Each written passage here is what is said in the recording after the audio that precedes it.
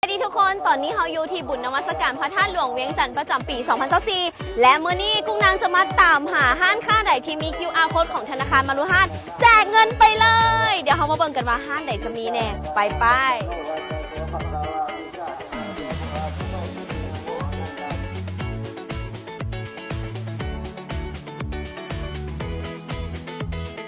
และตอนนี้เรารู้สึกว่าเราเห็นห้านที่เป็นเป้าหมายเราแล้วอยู่ทางด้านซ้ายมือป่าเดี๋ยวเราเข้ามาเบิ่งกันเลยสบายดีเพิ่นกำลังขายเครื่องอยู่เลยสบายดีไหมคะซื้อว่าจังไหนสบายดีซื้อน้อยเนาะมีบัญชีของธนาคารมารุห้านเป็นบ่เจ้าโดยมีแล้วและตอนนี้เขาจะมาแจกเงินให้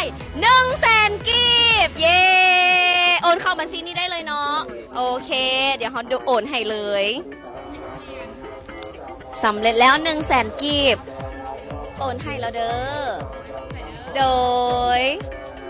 ปะเดี๋ยวเขาไปเบิ่งห้านค่าที่2ต่อกับเบบี้กันเลยมาหาซ่องที่2ต่อจากไอ้กุ้งปาไปหาที่2กันเลยทุกคนอุ๊ยอีหยังแดงๆฮันนะ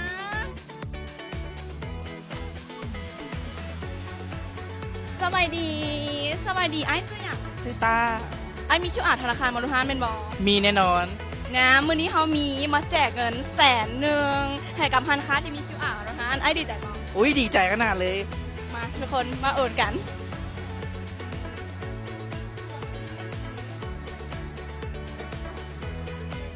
โอนละเด้อขอบใจที่ใช้ QR ของพวกเราขอบใจ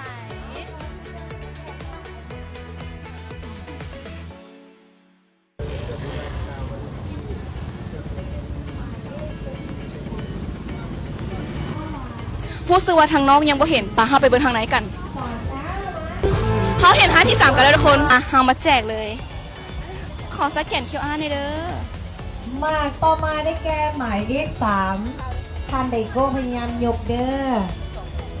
โอนให้ไปที่ยำห้อยเลยเด้อ เพียงเบอร์โทรมาก่อนเจ้าน้อยเขามีการจับสลากฟรีให้พร้อมนะเป๊ปซี่ ตอนนี้เฮาอยู่ที่หลังธาตุหลวงมาเบิ่งกันว่าเฮาสิเจอห้านใดตอนนี้เฮาเห็น QR แล้วทุกคน แต่ว่าไปซ้อเจ้าของห้านก่อนเจ้าของห้านเพิ่นน่าจะอยู่ทางในสบายดีเอ้ยสบายดีโดยเอ้ยซื้อหยัง ซื้อบี โดยพอดีว่าเฮาเห็นเอ้ยมี QR มารุฮานมื้อนี้เฮามีมาแจกเงิน100,000 กีบรบกวนเอ้ยเอา QR ให้เฮาน้องได้บ่